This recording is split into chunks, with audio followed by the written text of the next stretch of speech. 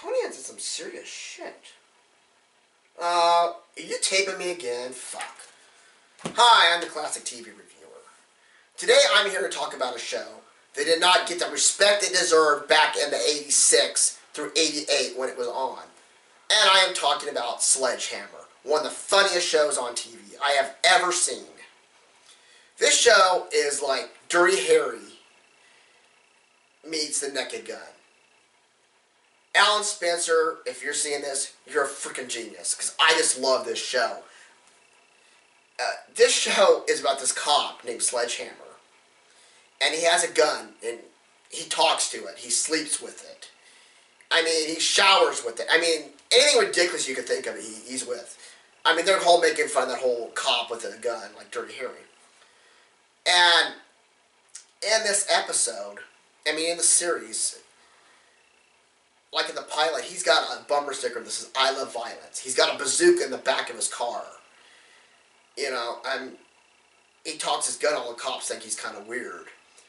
And in this show, they have his partner, who is the complete opposite. She's a smart, sexy woman, played by Anne-Marie Margot. And David Rush is, Sledgehammer. And she is just so great in this show. It's like Sledge just sit there and he's like on the wrong part of the detective, ladder. He's like figuring the case is wrong. It's always wrong. And Dory DeRoe always figures it out.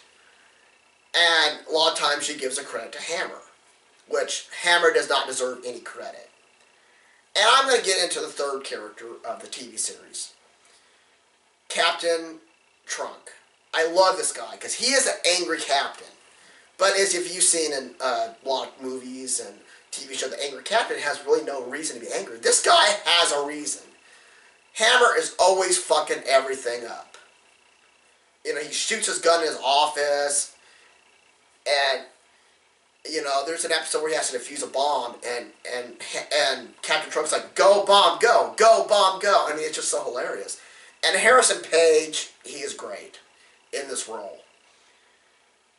This show would have lots of inside jokes, such as T.J. Hooker, Star Wars. The joke was, they wanted this one criminal, he wanted to put it into the Star Wars program.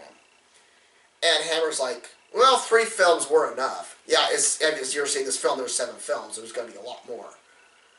And through the whole season, the first season, it's like he cannot park his car right. He's always bumping into somebody. He's shooting his gun in his apartment.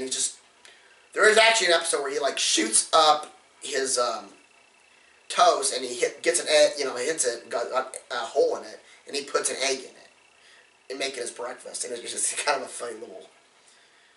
But as season 1 was ending, when season 2 is about to start, the ratings weren't great. And by this point, they had Robin Leach come in for the season finale, not knowing that it would be a season finale or not. And he basically said, well, we want to get more ratings. He said, we want sex, we're going to rock, all this kind of stuff in the show. And the episode was about, there's a bomb in the city. And to make a long story short, because you have to see this episode, it's so hilarious, is that Hammer blows up the city. And at the end of the episode, Captain Trunk is yelling at him. He's like, "Hammer!" And at the end of the set, Alan Spencer had no idea that there would be a season 2. He just said, "Fuck it, I'm ending the show the way I want to do it." And somebody up top really liked well, what had happened? He blew up the city. He goes, "Well, you tell me. I'll tell you what.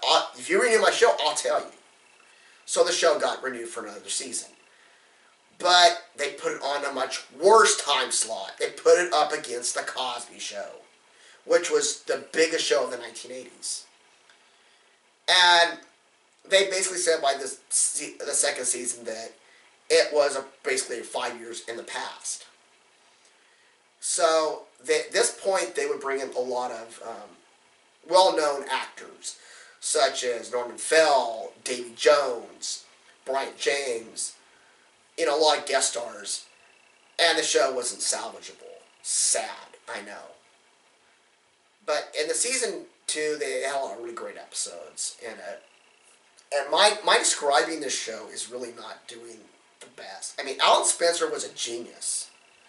I mean, when he thought this show up when he was 15, he was 15 when he thought this up. And he actually pitched it to HBO, and they were going to do it, and then he backed out at the last second when this show was going through. And ends up, they said that he should pay the postage stamp back. Fucking morons, I know. But ABC decided to pick it up because a year prior they lost their show, The Fall Guy, which is one of their big rating hits. And they couldn't really deal with, NBC had such shows as Knight Rider, The A-Team, which were huge, you know, Magnum P.I., and CBS, I mean, Miami Vice, and CBS had Magnum P.I., and Simon and Simon, and a lot of other shows, so they really could not compete. And ends up, you know, the show, like I said, Cosby just destroyed it. And it is so sad.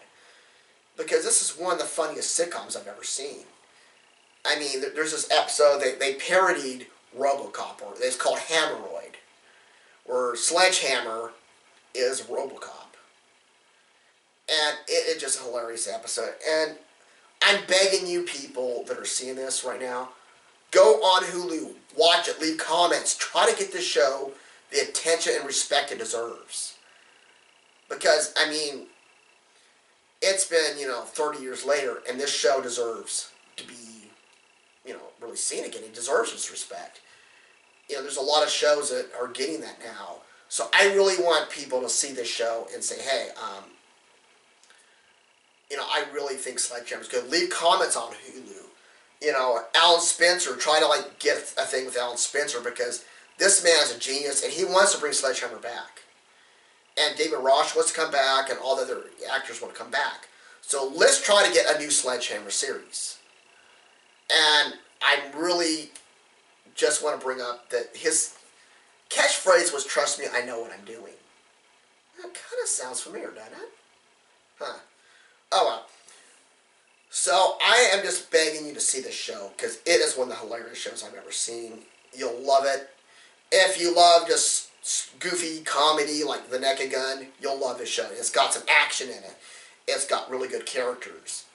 So, until then, trust me, I know what I'm reviewing.